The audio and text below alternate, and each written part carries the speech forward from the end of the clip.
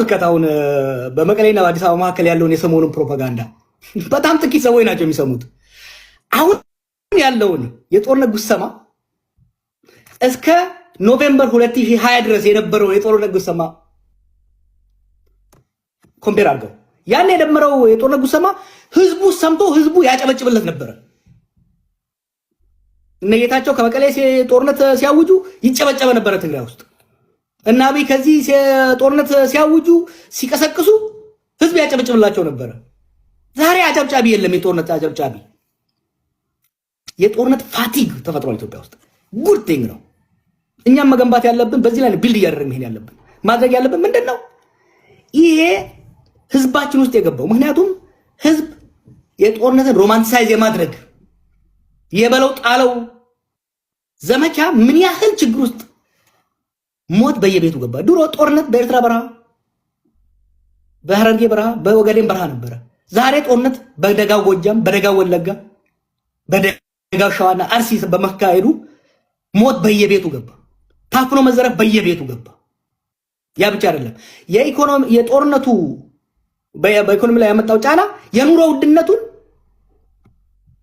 ገጠር ያለውን ድሃ ሳይሆን ከተማ ውስጥ ያለውን በባንክ የሚሰራውን ደሞዝተኛውን ማከለኛም ባለሀብቱን አራቆተው፣ ልጆቹ መቀለበቃተው።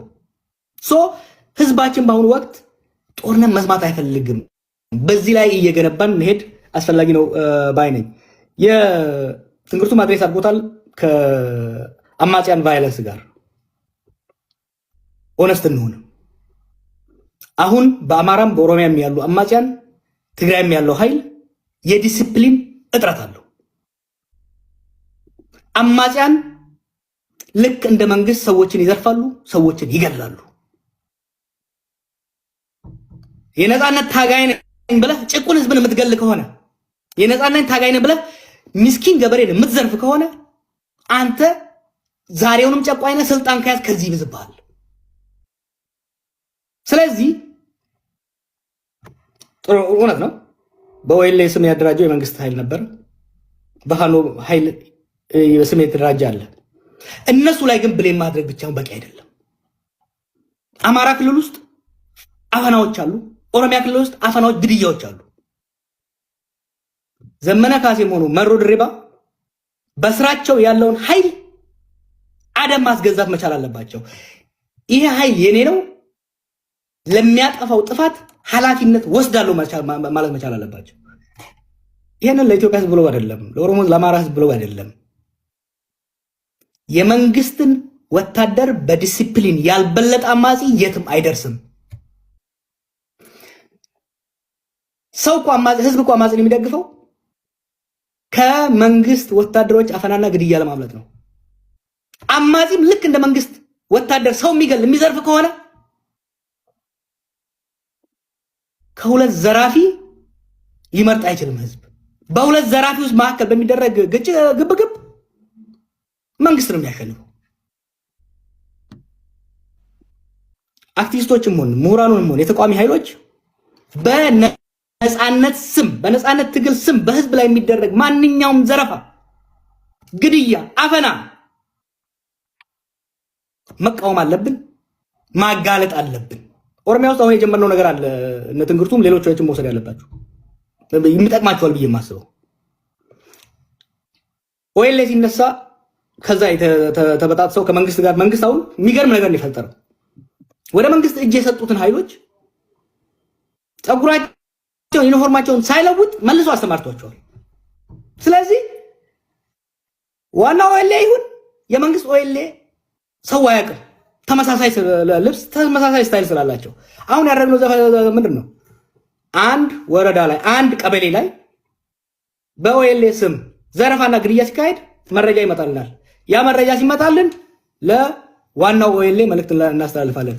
በምስራቅ ሸዋ በወሰት ወረዳ ሩኬቻ ቀበሌ ውስጥ እንዲህ ተደርጓል። እዛ አካባቢ ያለው ኃይል ያንተ ነው ወይ? ያንተ ከሆነ እርምጃ ውሰድ፣ ቅጣ፣ አስተካክል።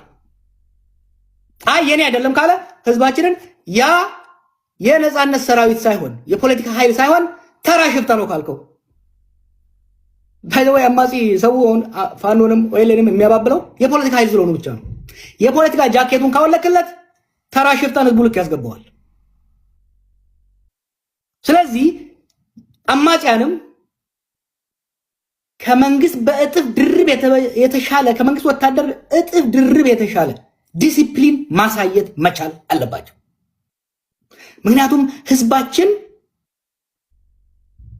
በተለይ በገጠሩ አንዱን በሬ ያርድበታል፣ አንዱ መጥቶ ያኛውን በሬ ያርድበታል፣ መሬቱ ሳይታረስ ያድራል። this is ridiculous። ይሄንን ሁሉም አማጺያን ሲሪየስሊ ወስደው በወታደሮቻቸው ላይ አንደርስታንድ አድርጋለሁ። የአማጺያን አፈጣጠራቸው በአንድ የመጣ ስለሆነ የተማከለ ዲሲፕሊን ያለው ኃይል መፍጠር ጊዜ ወስዳል። ከዚህ በላይ ግን የኔ ወታደር አይደለም እያደረገ ያለው በማለት በወለጋም ይሁን በሌላ የሚደረገው ወለጋ ላይ ስፔሲፊክ ያለው ነገር ባለፈው ቢሆን ነበር። ራስን ጠይቅ። ወለጋ ላይ ከ2019 ከ2020 እስከ 2022-23 ድረስ አማራ ነበር ሲገደል የነበረው። መንግስትም ሲለው አማራ ተገደለ፣ በወይሌ ተገደለ ነው። ኦሎ መሰደን አሁን ደግሞ ፋኖ ኦሮሞን ገደለ ነው የሚባለው። ይቺ የፖለቲካ መሰሪነትንም መረዳት፣ ይሄን ለመቋቋም የምናደርገው ኮሙኒኬሽኖች መሻሻል አለባቸው። ያማጺ አመራር በስራችሁ ያላቸው ወታደሮች አደብ አስገዙ፣ ዲሲፕሊን አስገዟቸው። ከዛ የተረፈውን